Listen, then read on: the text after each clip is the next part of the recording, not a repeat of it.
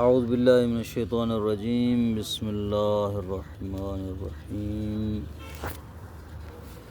وَيَجُوزُ جَرُّ الْمُسْتَغَاثِ لَهُ بِمِنْ اِذَا كَانَتِ الِاسْتِغَاثَةُ عَلَيْهِ لَا لَهُ۔ مستغاث لہو کے استعمال کی دو صورتیں ہیں۔ ایک مرتبہ مستغاث لہو لام جارہ کے ذریعے استعمال ہوتا ہے، جس طرح کہ اس کی پیچھے مثالیں گزری ہیں، مثلا یا لزید لکا، یا للکہول و یا للشبان للضعیف مستغاث لہو ہے۔ جب لام کے ساتھ مستغاث لہو استعمال ہوتا ہے تو استغاثہ اس کے فائدے میں ہوتا ہے، اور کبھی کبھی مستغاث لہو من جارہ کے ساتھ استعمال ہوتا ہے۔ کہتے ہیں مثلا یا للابطال من العتاة المفسدین، تو اس وقت جب یہ من کے ساتھ استعمال ہوتا ہے مستغاث لہو، اس وقت استغاثہ اس کے خلاف ہوتا ہے، مستغاث لہو کے حق میں نہیں ہوتا، فائدہ میں نہیں ہوتا بلکہ نقصان میں ہوتا ہے، اس کے خلاف ہوتا ہے۔ یجوز جر المستغاث لہو، مستغاث لہو کو جر دینا جائز ہے من کے ذریعے، اذا کانت الاستغاثۃ علیہ لا لہو، جب استغاثہ اس کے برخلاف ہو، اس کے حق میں نہ ہو، نہ وہ جیسے یا للابطال من العتاة المفسدین یا من العتاة المفسدین، یہ مستغاث لہو ہے، من کے ساتھ استعمال ہوا ہے۔ فوائد الاولی، پہلا فائدہ کل من المستغاث والمستغاث لہو مخفوظ بلام جارۃ مفتوحۃ، مستغاث اور مستغاث لہو میں سے ہر ایک مجرور ہوتا ہے لام جارہ مفتوحہ کے ذریعے، جارہ ہوتی ہے خود مفتوح ہوتی ہے۔ فی المستغاث، وہ لام مستغاث میں مفتوح ہوتی ہے، لوقوعہا بعد حرف النداء، کیونکہ وہ حرف ندا کے بعد واقع ہوئی ہے، موقع الضمیر، ضمیر کے محل پہ آئی ہے، الذی تفتح لام الجر معہ، وہ ضمیر کے جس ضمیر کے ساتھ لام جارہ مجرور ہوتی ہے۔ یہاں کیا کہنا چاہ رہے ہیں اس بات میں، اس سطر میں یہ کہنا چاہ رہے ہیں کہ اگر لام جارہ ضمیر پر داخل ہو تو لام جارہ خود مفتوح ہوتی ہے، ویسے لام جارہ مجرور ہوتی ہے، اس کے اوپر جر آتی ہے، لیکن جب لام جارہ ضمیر کے ساتھ استعمال ہو تو اس وقت لام جارہ خود مفتوح ہوتی ہے، اس پر فتح آتا ہے۔ کہتے ہیں کہ مستغاث میں جو لام استغاثہ داخل ہوتی ہے یہ مفتوح ہوتی ہے، کیونکہ مستغاث حقیقت میں اس لام جارہ کا اپنا اس ضمیر کا قائم مقام ہوتا ہے، ضمیر کے مقام پر آتا ہے، جیسے لاکا ہے، لہو ہے، یہاں پر لام مفتوح ہے۔ وَمَقْصُورَةٌ فِي الْمُسْتَغَاثِ لَهُ، اور یہ لام جارہ مستغاث لہو میں مقصور ہوتی ہے۔ کیوں مقصور ہوتی ہے؟ علی اصلہا، اپنی اصل پر ہوتی ہے، کہ اصل یہی ہے لام جارہ میں کہ خود مجرور ہوتی ہے۔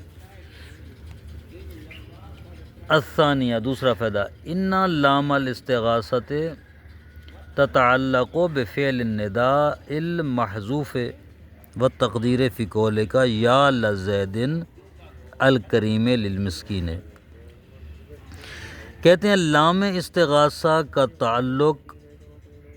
فعل ندا کے ساتھ ہوتا ہے، وہ فعل ندا محذوف ہوتا ہے اور مقدر ہوتا ہے، اس کے ساتھ اس کا تعلق ہوتا ہے، کیونکہ جو جار مجرور ہوتے ہیں ہمیشہ کسی عامل کے متعلق ہوتے ہیں۔ کہتے ہیں یہ جو استغاثہ والی لام ہے یہ کس کے متعلق ہے؟ کہتے ہیں یہ لام فعل مقدر اور فعل معذوف کے متعلق ہے، جو فعل ندا ہوتا ہے۔ جیسے آپ کہتے ہیں یا لزیدن الکریم للمسکین، یہاں پر لزیدن جو ہے جار مجرور، یہ کس کے متعلق ہے؟ کہتے ہیں ادعو کے، اصل میں تھا ادعو زیدن الکریمہ لإعانت المسکین، یعنی میں زید کو پکار رہا ہوں جو زید کریم ہے، کس لیے پکار رہا ہوں؟ لإعانت المسکین، کسی مسکین کی مدد کرنے کے لیے۔ تو لہٰذا یہ جو لزید دن ہے یہ متعلق ہوگا اسی فعل مقدر کے۔ وَبَعْضُهُمْ يُعَلِّقُهَا بِحَرْفِ النداء القائم مقام ادعو، اور بعض جو ہے علماء اس کو متعلق بناتے ہیں حرف ندا کے جو ادعو کے قائم مقام ہوتا ہے، یا جو حرف ندا ہے اس جار مجرور کو اسی حرف ندا کے قائم متعلق بناتے ہیں، اور یہ حرف ندا جو ہوتے ہیں اس ادعو کے قائم مقام ہوتا ہے۔ وَمِنْهُمْ مَنْ يُعَلِّقُ اللَّامَ الْمُسْتَغَاثَ لَهُ بِحَالٍ مَحْذُوفَةٍ، اور بعض علماء مستغاث لہو کی لام کو متعلق بناتے ہیں حال محذوف کے، ایک حال کے جو محذوف ہوتا ہے۔ فیکون و تقدیر اصل میں یوں ہوگا یا لزیدن مدعون للمسکین، تو للمسکین جو ہے مدعون کے متعلق ہے، مدعون حال ہے اور محذوف تھا، یہاں پر انہوں نے اس کی اصل کر کے ظاہر کر کے بتلایا ہے، اصل میں یہاں پر یہ محذوف تھا، اسی حال محذوف کے متعلق ہو رہا ہے للمسکین۔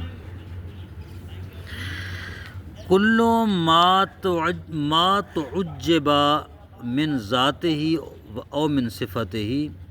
یجری مجری المستغاث، ہر وہ چیز جس کا تعجب کیا جائے اس کی ذات سے یا صفات سے، یعنی کسی کی ذات پر تعجب کیا جائے، کیسی ذات ہے، قابل تعجب ہے، یا کسی کی صفت پر تعجب کیا جائے اس کی صفت قابل تعجب ہے، تو یہ تعجب جو ہے یہ مستغاث کے قائم مقام ہوتا ہے فی کل احوال، تمام حالات میں جو پیچھے گزرے ہیں، لام اس پر داخل ہوگی، مفتوح ہوگی، فلاں ہوگا، یہ جار مجرور متعلق ہوں گے فعل معذوف کے وغیرہ، تمام حالات میں یہ مستغاث کے قائم مقام ہوگا۔ جس طرح یا البحر، یہاں پر یا البحر یہ تعجب ہے، تعجب کیا جا رہا ہے، او بحر ہے، سمندر ہے، یا للسمک، وہ مچھلی پر توجب کیا جا رہا ہے، آئے کیسی مچھلی ہے مثلا۔